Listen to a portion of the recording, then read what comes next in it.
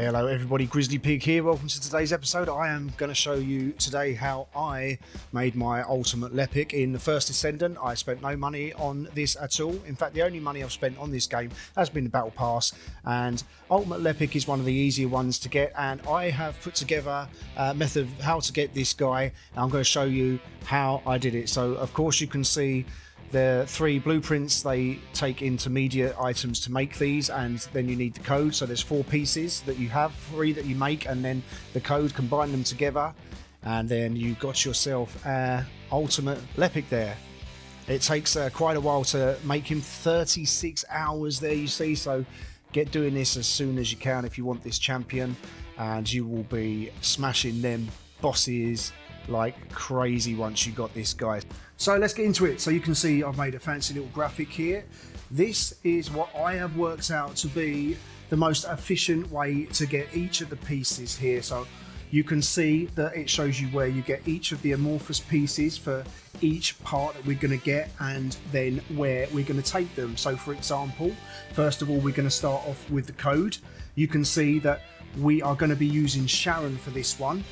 I've got her at level 40, and I've got a bunch of modules on her to make her stealth last as long as possible. I think mine's at about 17.5, 18.5 seconds or something like that. So as you can see, we're going to go into the Vulgus strategic outpost in Vermilion Waste. That's in the Agna Desert in hard mode, and we have to infiltrate this to get the amorphous material pattern here.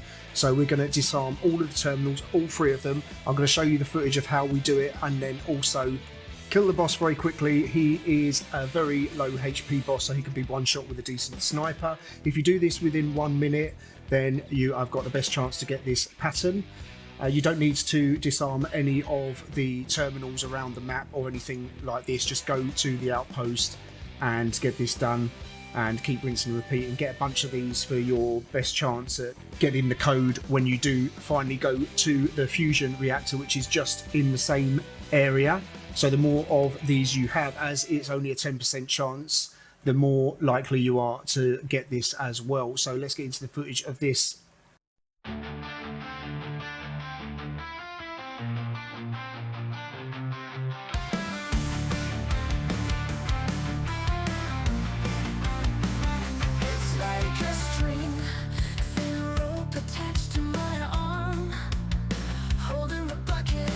Restrained in the frame, breathing to hold more weights, walking with heavy payload of traits.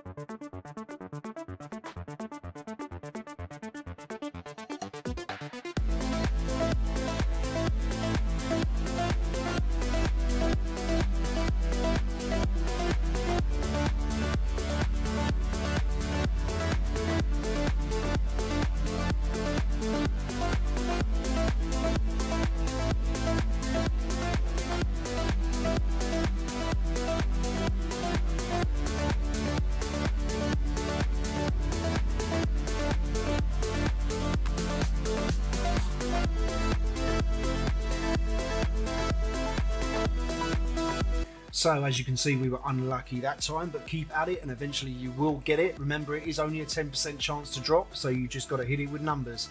So next up, we are going to be going to Vespers Hard, where we are going to be doing the Vulgar Strategic Outpost here. And this is actually a lot easier, this one, because you can just go in there with your best champion and blow up all the terminals, and you can get the pattern that way. So just go in there, bang, bang, bang, and then get the drop. And also, when you turn this in at the Void Fusion Reactor in the same area, the Moonlight Lakes, you have a 32% chance of getting this piece, the enhanced cell we're looking at here.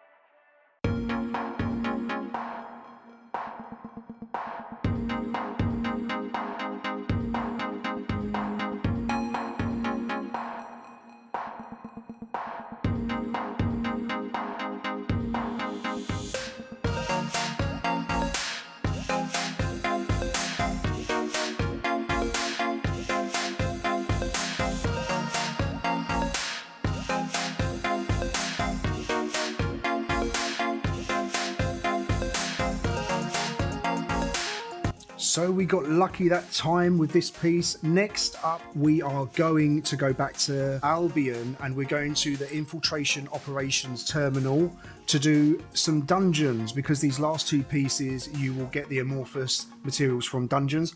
I recommend you take a lot of HP and a lot of defense for this, just to make it super easy when you get to the bosses here. So the first dungeon we are going to go to is going to be in Kingston Hard, the Slumber Valley. And this is amorphous material number 59. Now, when you do these hard infiltration missions, just bear in mind that you can choose your reward. 1 or 2 amorphous materials can be chosen, and you will always get a 100% chance to get this drop, with a 50% chance to get a second one drop if you meet the points requirement threshold. So, when we get to the boss, pay attention to how we deal with the boss's red circles that he puts around us about once every 10 or 15 seconds or so. We're going to wait for 3 seconds once this is on us, and then we are going to throw our grappling hook out and then jump straight after, and it will avoid the damage. If you build enough HP and defense, it shouldn't be a problem if you do soak some of these hits. And then after this, we're going to be hitting the Executioner boss for a 20% chance to, when we open the material, to get the stabilizer. And when we do this boss, pay attention to what we do when the boss teleports us. The screen will go white and it will teleport us up in the air.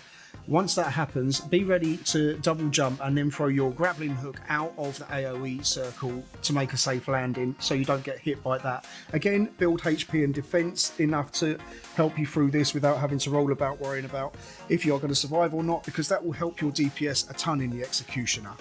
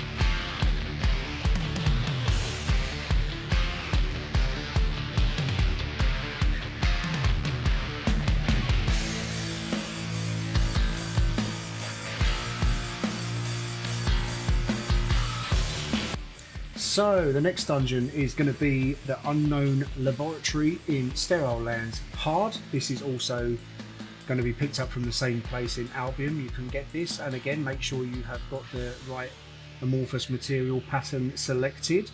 Again, I would recommend you take a lot of HP and defense if you can, because this boss at the end of this dungeon can hit extremely hard with his shotgun. In fact, you'll see me go down during this. We end up duoing this in the 4-man version, so it's relatively easy really, but just pay mind to the fact that the boss can hit incredibly hard, and you will see that he's actually very simple aside from that. And once we have done with that dungeon and we've got our material, we're going to turn this in at the end of the hard Dead Bride Intercept boss battle. So you can expect to have to do this dungeon at least 10 times to level the odds here, because the Spiral Catalyst that we're after has only a 10% chance to drop. However, I was incredibly lucky and got it on my first attempt at this boss, and I do wish all of you guys the same luck as well. But anyway, for this boss, again, I recommend you have high HP and high defense as much as you can get, and also be mindful of the fact that when this boss throws these icicle shards at you, she leaves them on the floor. So if you're running away from her or strafing left or right, make sure you only go one direction. Don't go one direction then back on yourself, otherwise you'll just run back into the icicles on the floor as well. She throws a lot of stuff at you, some rockets, some tiny little ice splinters here or there. Make use of the terrain, make use of the cyber blocks as well to get yourself some cover where you need to. During her immunity phase, what she's going to do is make a massive circle around herself that's going to be like a snowstorm. You need to get the hell away from her as soon as you start to go immune, so you've got the best chance of getting away from this, because it can hit extremely hard, and you'll see in this run it actually takes a couple of our guys out. And if you so wish, you can take a sniper with you as well, because you will be far away from the boss when this phase happens. When she goes immune, she will teleport to a player randomly afterwards. If it's not you, you're going to be a long way from her, so if you want to take a sniper and shoot her weak canisters, you can do that. I'm not going to show you the whole boss run as well as the dungeon. I'm not going to show you the whole of that either, just because the video's dragging out a bit. So soon I'm going to be leaving you with the footage of this dungeon and the boss. But before I go, just a quick one about the blue materials and the purple materials. I will leave up on the screen for you now, or in description, I'm not sure yet, the whereabouts of the purple materials you're going to need, the places that you can get these most effectively, because they are certainly a bit more hard to farm than the blue materials. The blue ones I'm quite simply not going to go into here, because you get them very simply by looting the ammunition boxes from all around the world. So just pick those up whenever you see them, wherever you're about, and you should just not really need to worry about getting those. This is your last you're going to be hearing from me now. In the rest of this video, I'm going to leave you with the footage. So if you like this video, found it helpful, then please like, subscribe and leave a comment. I'd much appreciate it. Thank you very much.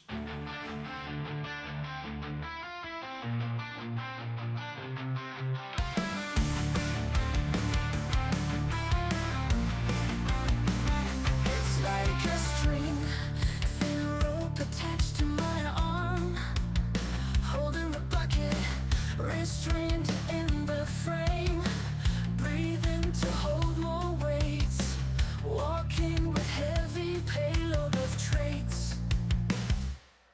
I drag it onwards and push it upwards, wheels of fire burns the ground, and noises I shake it loud. The song's been written and the spring's been lit. It's a sky red, it's a sign of warning, it's a fire roaring, fire waits. It's like toxic snakes, spin